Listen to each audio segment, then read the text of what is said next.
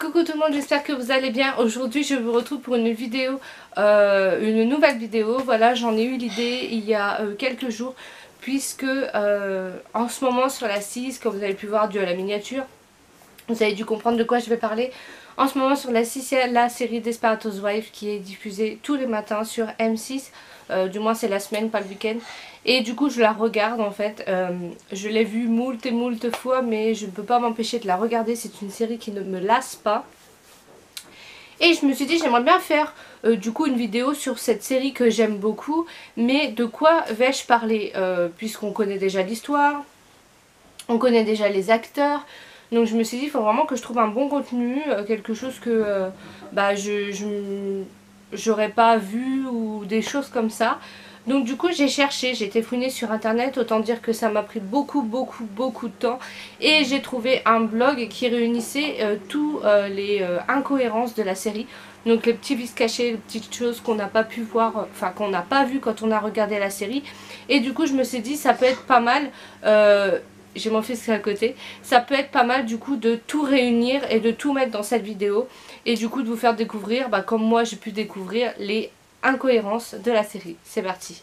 Donc première incohérence de la série, on va parler de la date du suicide de Mary Alice Young. Donc du coup comme vous savez, Mary Alice Young s'est suicidée et on va parler un peu de ça, on va parler de son suicide et sa date de suicide. Et il y a pas mal de choses qui ne qui sont pas très nettes. Donc du coup on va voir ça ensemble. La pierre tombale de Mary Alice indique qu'elle est morte le 26 septembre 2004, ce qui tombait un dimanche. Mais voilà, dans le premier épisode de Desperate Housewives, la narratrice précise qu'elle a mis fin à ses jours un jeudi. Donc il doit y avoir un petit problème de calendrier puisque les dates ne correspondent pas. Après, faut vraiment le voir et le trouver. Moi personnellement quand je regardais la série, j'ai même pas tilté. C'est en cherchant là pour les incohérences que j'ai vu la bourde. Ensuite on va parler de Suzanne, bonne ou mauvaise cuisinière. C'est ce qu'on se pose comme question puisqu'au début des premières séries, des premières saisons du moins, elle disait à Mike et tout qu'elle était mauvaise cuisinière, qu'elle ne savait pas faire à manger, ses plats étaient juste infects. Juste au moment où elle devait faire des plats, où elle a été aider Paul Young et elle lui a ramené des plats, bizarrement ces plats étaient tous bons. Préparés par Suzanne, étaient eux-mêmes intoxiqués sans mettre du poison. On va parler des âges de MJ et de Juanita. Suzanne accouche de son fils MJ dans l'épisode 15 de la saison 4 de Desperate Housewives. Alors que c'est le week-end de la fête des mères aux États-Unis, dû, comme on l'entend à la voix de Mary Alice, cela voudrait dire que l'enfant de Mike et Suzanne est né en printemps 2008. Sachant que la série fait un bond de 5 ans en avant au début de la saison 5, MJ serait donc âgé de 5 ans quand on le retrouve. Au même moment on apprend que Juanita, la fille de Gabi et de Carlos, est âgée de 4 ans. Et pourtant les deux enfants se retrouvent dans la même classe lors de la saison 6. Alors comment est-ce possible? Sachant que Gabi n'était même pas enceinte dans la fin de la saison 4. Donc c'est vrai qu'on se pose beaucoup de questions. C'est pas du tout cohérent cette histoire. Ensuite on va parler de Lynette et Tom. Ils forment l'un des couples les plus fusionnels et unis de Wisterland, mais un détail cloche en ce qui concerne les débuts de leur relation. Si on suit à ce qui est dit dans la saison 1, Tom et Lynette se sont rencontrés sur leur lieu de travail alors qu'ils bossaient tous les deux dans la publicité. Ils sont ensuite mariés et emménagés à Wisterland. Cependant dans la 7e saison, on apprend que Tom et Lynette se sont fiancés alors qu'ils étaient encore étudiants à l'université. Et c'est là que Tom a trompé Lynette avec René. Donc du coup on ne sait pas du tout si ils se sont rencontrés au boulot, si ils se sont mariés quand ils se sont fiancés quand ils étaient à l'université. On comprend pas tout en fait, c'est un peu mélangé. On va parler du chien de Mike, Bongo. Je sais pas si vous vous rappelez, on le voyait dans les premières saisons. Ensuite il a disparu. Alors personnage clé des débuts, Bongo, le chien de Mike, disparaît mystérieusement vers le milieu de la saison 2.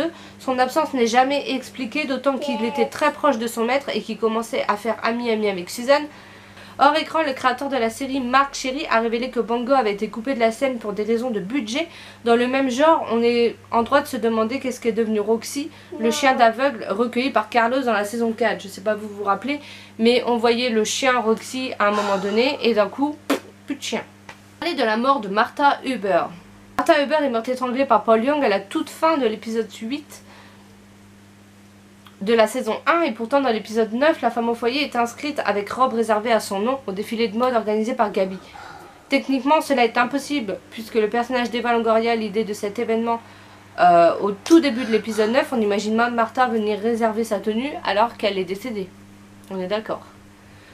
Où est passée Kendra Taylor? Je ne sais pas si vous vous rappelez de Kendra Taylor. Donc les disparitions de personnages sont assez fréquentes dans Desperate Housewives. L'un des exemples les plus marquants reste peut-être Kendra Taylor, la sœur de Deirdre, qui rend visite à Mike dans la saison 1. Logiquement, elle aurait dû recevoir sa part de l'héritage à la mort de Noah Taylor, mais il semblerait que Kendra a été zappée par les scénaristes.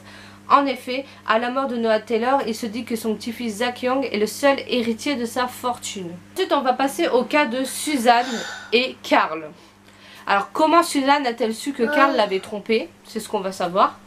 Donc, quand démarre l'intrigue, Suzanne et Carl sont divorcés depuis un moment après que son mari l'ait trompé avec sa secrétaire. Néanmoins, au cours de la série, plusieurs histoires sont racontées sur la manière dont Suzanne a découvert l'infidélité de Carl. À un moment donné, il se dit qu'elle a retrouvé du rouge à lèvres sur son col de chemise. Une autre fois, on apprend qu'elle a découvert le soutien-gorge de sa maîtresse dans sa boîte à gants. Une autre version de l'histoire veut qu'Eddie ait révélé à Suzanne la lésion de Carl avec sa secrétaire Brandy. Et une autre veut que Carl ait tout simplement avoué son infidélité à Suzanne. Pour conclure, Suzanne a-t-elle viré Carl de chez eux ou Carl est-il parti de lui-même? Ensuite, on va reparler au début de la vidéo, on parlait de Marie-Alice par rapport à sa date de décès. Maintenant, on va parler de Marie-Alice quand elle s'est suicidée. Une grosse incohérence de ce premier épisode est le suicide de Marie-Alice. Lorsqu'on la voit pistolet contre en main, elle appuie sur sa tempe droite. Ensuite, Martha la découpe le côté gauche contre le sol, où le sang coule. Sa tempe droite, par contre, elle paraît intacte. Donc, c'est pas du tout cohérent puisqu'elle s'est suicidée côté gauche. Non, elle s'est suicidée côté droite et c'est le côté gauche où il y a du sang et le côté droit est intact. Donc du coup je pense qu'ils n'ont pas fait très attention et nous bah forcément on s'en est pas rendu compte. Ensuite on va parler des photos. Donc je vous ai mis des captures de photos et du coup il y a les différences. Donc c'est parti pour la première. Sur la photo de gauche, Gabi a son poignet blessé, mais après le plan de la bagarre on revoit Gabi qui a plus rien en fait à son poignet. Donc bizarrement ça a disparu alors que c'est la même scène en fait. Ensuite on va parler de la photo de la famille Young. Donc sur la photo de gauche de la famille Young qui est chez Paul, le fond est bleu avec des contrastes. Mais sur la photo que son fils a Zach, le fond a totalement changé. Et c'est une sorte de rocher gris plutôt bizarre. Ensuite on va parler de la photo où Brie tient une fleur. Donc sur la photo de gauche, Brie coupe une rose blanche, mais sur le plan d'après, la rose qu'elle vient de couper n'est pas la même et a même des fleurs en plus. Je sais pas si vous vous rappelez de cette scène où Gabi va à l'hôpital et découvre du coup que par rapport à sa fille, que c'est pas sa fille, enfin elle le découvre pas tout de suite mais elle croit qu'elle a couché avec un Français, etc. Donc le papier que Gabi déchire n'est pas pareil dans les deux scènes. Dans la scène à gauche, le papier est déchiré en triangle, donc le reste du papier que l'on peut voir dans la scène à droite ne peut pas être rectangle. C'est pas logique quoi. Ensuite on parlait de Lynette qui sort de la piscine pour aller récupérer sa fille. Donc quand Lynette sort de la piscine de Paul, elle a ses chaussures, mais quand elle va reprendre Penny juste après, ses chaussures ne sont plus là. Et oui, c'est magique, ça a disparu. Ah, je crois que ça c'est celle qui m'a fait le plus rire, je ne sais pas pourquoi, me demandez pas pourquoi. Mais c'est vrai que j'ai pas tilté et quand j'ai regardé j'ai dit, ah oui, alors c'est vide mais on s'en est pas rendu compte en fait. Donc voici l'image, donc lors de cette scène, Suzanne regarde par la porte d'escabeau, pêche dans son lit, mais est-ce que vous voyez un bébé? Alors dans cette scène, je sais pas si vous vous rappelez, Suzanne faisait sur, je crois que c'est Vava Vroom ou quelque chose comme ça, où elle faisait du ménage en tenue sexy, se faisait filmer parce qu'elle était en galère d'argent, donc ça l'aidait beaucoup. Et sur cette photo du coup de gauche, quand Stacy, la voisine de Suzanne, quitte sa maison, elle ne ferme pas sa porte à clé, mais bizarrement quand Suzanne veut y entrer après, elle utilise la clé qu'elle a volée. Ensuite on va passer à la fameuse scène où Gabriel rencontre Alejandro, donc Carlos du coup lui met un coup de chandelier et par la suite Alejandro meurt. Lors de cette scène, après avoir tué Alejandro, Carlos jette le chandelier par terre, il tombe à gauche d'Alejandro, mais après on revoit Alejandro et le chandelier est passé de l'autre côté.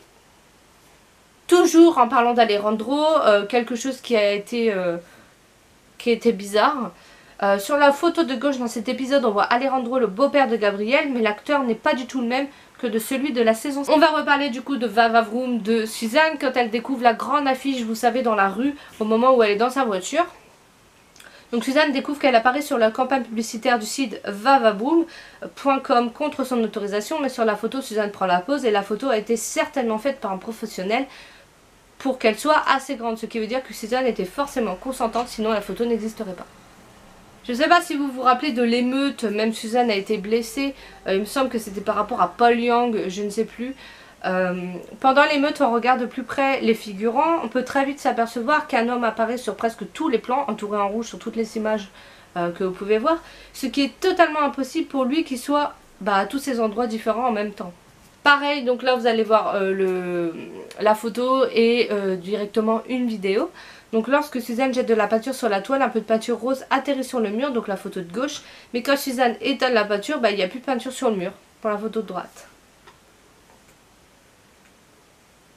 Sur la photo de gauche, quand Félicia prend les cendres de sa fille, Bess, on voit sa main gauche avec tous ses doigts, alors que normalement il y en manque deux. Donc voilà, donc j'espère que cette vidéo vous aura plu, comme d'habitude qu'elle n'a pas été très longue. Voilà, j'ai fait du mieux que je pouvais, j'ai essayé de trouver, il y en avait énormément d'incohérences, mais il y en avait qui n'étaient pas très... Enfin voilà, c'était parce que les cheveux n'étaient pas au bon endroit, ou parce qu'il n'a pas la même position. Donc du coup je trouvais pas ça vraiment top à inclure dans la vidéo. Je voulais vraiment trouver les trucs flagrants. Donc du coup j'espère que cette vidéo vous aura plu. Si vous en voulez d'autres, des incohérences sur d'autres séries comme de Stranger Things ou Riverdale, peu importe, je peux en faire. Donc n'hésitez pas à me dire, à liker la vidéo, laisser un commentaire.